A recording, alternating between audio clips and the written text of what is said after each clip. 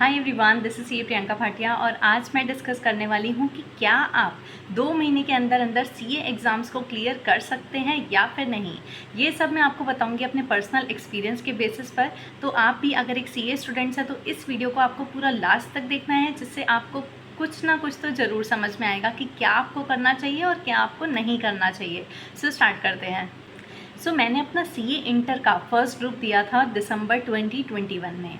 Exam उस time नवंबर में नहीं हुए थे, एग्ज़ाम हुए थे दिसंबर 21 में। तो दिसंबर 21 में मैंने अपना फर्स्ट ग्रुप दिया। उसके बाद मुझे ऐसा लगा कि मेरा फर्स्ट ग्रुप तो क्लियर नहीं होने वाला है। हालांकि मेरे एग्ज़ाम इतने बेकार भी नहीं हुए थे, पर मुझे ऐसा अंदर से लग रहा था कि मेरा क्लियर नहीं होगा। तो मैंने क्या किया, एग्ज़ाम देने के बाद मैंने दोबारा से फर्स्ट ग्रुप के लिए प्रिपेयर करना स्टार्ट कर दिया। मैंने अभी सेकंड ग्रुप की तरफ बिल्कुल भी ध्यान नहीं दिया था। मैं दोबारा से फर्स्ट ग्रुप को ही कर रही थी कि मुझे फिर से यही एग्ज़ाम देने हैं, तो मैं यही पढ़ लेती हूँ अच्छे से। मैंने वो अपनी प्रिपरेशन दोबारा से स्टार्ट कर दी। अब फर्स्ट ग्रुप का जो रिज़ल्ट आया वो आया 26 फ़ेब को, 26 फ़ेब 2022 रिज़ल्ट डिक्लेयर हुआ। और फॉर्चुनेटली क्या हुआ कि मैं पास हो गई। और ऐसा नहीं कि मैं बिल्कुल एग्जैक्ट नंबर आए, और बहुत मुश्किल से पास हुई, अच्छे खासे नंबर्स मेरे आए और मैं पास हो गई, क्लियर हो गया मेरा फर्स्ट ग्रुप। अब उस समय मुझे ऐसा लगा कि मैं तो अपना फर्स्ट ग्रुप ही कर रही थी, अब मैंने तो सेकंड ग्रुप की बिल्कुल प्रिपरेशन करी ही नहीं है। फेब्रवरी में रिज़ल्ट आ रहा है और मई 22 में अब दोबारा से एग्ज़ाम है। तो मुझे अपना सेकंड ग्रुप देना चाहिए या फिर नहीं देना चाहिए।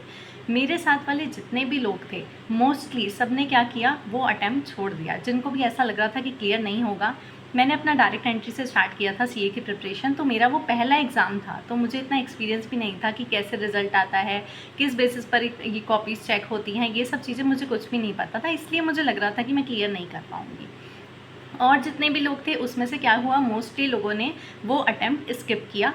उन्होंने कहा कि अब हम सीधे नवंबर में ही देने वाले हैं। अब मेरे पास भी 2 ऑप्शन थे कि या तो मैं उस अटैम्प्ट को स्किप कर दूं, या फिर मैं 2 महीने के अंदर अंदर अपना सेकेंड ग्रुप प्रिपेयर करूं और वो एग्ज़ाम दे दूं। तो मैंने चूज़ किया कि मुझे अपने एग्ज़ाम इस मई में ही देने हैं और मैं नवंबर का वेट नहीं करूँगी। ऐसा नहीं है कि मैंने ट्राई ही नहीं किया और सीधे गिव अप कर दिया, मुझे ये नहीं करना था। तो मैं ट्राई तो करने वाली थी। अगर नहीं होता कोई बात नहीं, मैं दोबारा नवंबर में दे दूँगी, पर मुझे मई में भी ट्राई करना है। तो मैंने ऐसा सोचा और उसके बाद जैसे ही मेरा रिज़ल्ट आया 2 दिन के अंदर अंदर मैंने अपनी क्लासेस ऑर्डर कर दी। अब क्लासेस के लिए क्या था कि मैं रेगुलर लेक्चर तो नहीं ले सकती थी, क्योंकि उसकी टाइम ड्यूरेशन बहुत ज़्यादा होती है और 2 महीने के अंदर ये पॉसिबल नहीं है कि मैं सारे लेक्चर भी ले लूँगी, रिवीजन भी कर लूँगी, एग्ज़ाम दे दूँगी, तो ये पॉसिबल नहीं था। तो मैंने क्या किया, फास्ट ट्रैक बैच ऑर्डर कर दिया। हालांकि मैं आपको सजेस्ट नहीं कर रही हूँ कि आप फास्ट ट्रैक लो, पहली बार में बहुत मुश्किल हो जाता है उससे पढ़ना। मुझे भी बहुत सारी चीज़ें ऐसी थी जो समझ में नहीं आ रही थी, तो मैं सजेस्ट नहीं कर रही हूँ, बस मैं आपको बता रही हूँ कि कैसा हुआ था मेरे साथ। तो मुझे अभी एग्ज़ाम देने थे, तो मैं रेगुलर बैच नहीं ले पा रही थी, तो मैंने फास्ट ट्रैक ऑर्डर कर दिया। फास्ट ट्रैक ऑर्डर करने के बाद मेरे को 7 से 10 दिन के अंदर वो रिसीव हो गया, क्योंकि मैंने पीडी क्लासेस मंगवाई थी, तो वो आने में टाइम लगता है। तो 7 से 10 दिन के अंदर अंदर मेरी क्लासेस भी आ गई।